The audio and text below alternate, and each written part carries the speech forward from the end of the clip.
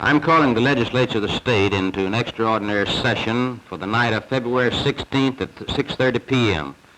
for the purpose of enhancing Alabama's educational programs and opportunities for all the children of this state.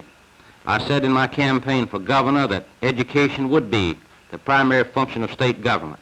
And in this new industrial surge and growth that we are witnessing in Alabama, it is being helped by the fact that we have enhanced already our educational programs in this state. There's nothing that we can do any better for our state and our children than to provide additional and better educational programs and opportunities. And therefore, this session will encompass all suggestions that have been made by all groups for the enhancement of public education. And this session will meet February 16th at 6:30 p.m. The law then states all over $300 goes to the legal rate of interest. Now, these are the loans that I'm primarily concerned with and that we have examined many companies looking for is over $300. It charges the legal rate of interest, but the add-ons are what concern us. They have a 8% interest charge, and they will add on 8% service charge and 2 to 4% investigation fee, plus life insurance, plus accident and health insurance, and in many cases plus fire insurance. These charges are usurious. They are unreasonable, unnecessary, and are usurious. These are the charges, and these are the loans that we shall begin suits against this week, certainly no later than next week. Many of these companies that make these loans over $300 also make loans under $300. So it has become necessary to check many companies that loan under $300 as well as over $300. Excuse me. But now, the Attorney General's office is concerning itself only with the loans over $300. And these loans, we have looked into every company in Montgomery that makes them.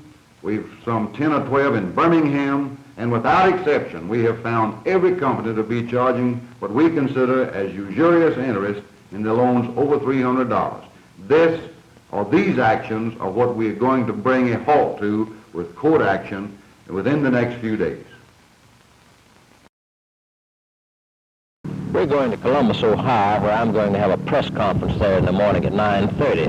We're also going to meet with several groups of people who have asked us to meet with them regarding the matter of the possibility of entering the primary there in the state of Ohio, where we would have the opportunity, of course, to express our feeling and attitude about matters involving the American people at this moment. And we feel that people in Ohio, of course, as has been evidenced by invitations and correspondence, would like to hear some of us from our part of the country speak out on the matters that are now pending that would destroy really all the rights of the states and really human liberty and freedom in this country.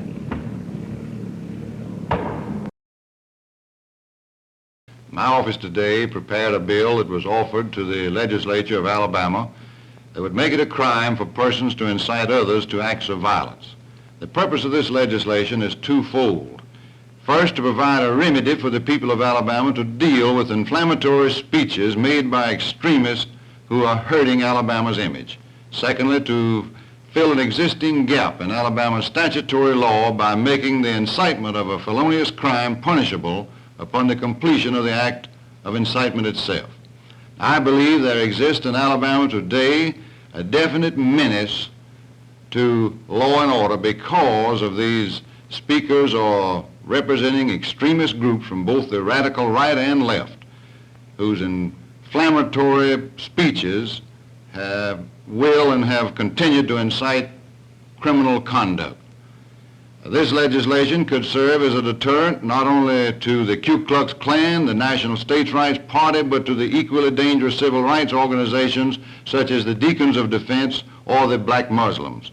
Alabama cannot afford to put up with letting these people or this type individual control our destiny. And this legislation, if acted upon, will make these elements of our society think twice before spewing their venom in Alabama. If we fail to meet our obligations on a local basis, you can bet that Washington will step in and take over for us. Once they have taken over for us, regaining control will be like trying to stop Potomac fever. We need only look back at some of the events here in our own state within the last several years to realize this fact. Our failure to meet our responsibilities locally have caused us to lose more rights in the last 3 years than in decades before that time. Furthermore, we must be active. Gentlemen, government is not they. It is you and I, and we should never forget that fact. Government won't improve unless we improve our participation in it. I'm convinced that this trend towards socialism will be reversed, but it can only be done by a determined people willing to speak out and work hard for the things that they believe in. I don't know exactly why I was chosen as a co-defendant in this suit. I consider it quite an honor to be sued along with the state of Alabama as a probate judge of Montgomery County. I guess I could speculate on some of the reasons I was chosen. I guess I ought to sort of reflect and see what some of the things I said during my previous campaign. But I'll say this, that I plan to defend this suit and carry it with all the legal know-how I have as far as I can take it, and defend it on behalf of the people of Alabama. Well, you call it frivolous, cynical, and vindictive. Why? Well, first, it's frivolous on its face. It's self-serving. It's speaking for people essentially outside of the state of Alabama that does not recognize the interests of Alabama. First, last year, the Congress of the United States and the people of America amended the Constitution to abolish poll tax in federal elections. That's your president, your senatorial, and your congressional races. They didn't see fit to abolish the poll tax in the state of Alabama nor any other state in local elections. So I say it's frivolous from that standpoint. They do not look at the Constitution. I think it's a cynical attitude toward the people of Alabama to bring such a suit as this. And I think it's vindictive in that it's not fair to treat a sovereign state such as Alabama. And when they bring it to abolish such a thing as poll tax is not but $1.50 a year. It's less than a half a cent a day for the privilege to vote. And I'll tell you this, that most of the people that I know would, with a lot less than, and a lot of people that they're bringing the suit for, would do anything to raise that $1.50 just for the privilege to vote. And I don't think this prevents anyone from voting, certainly in these times and these days. And it's not an economic hardship on anyone that they say. So we can gather you're not against the poll tax as such.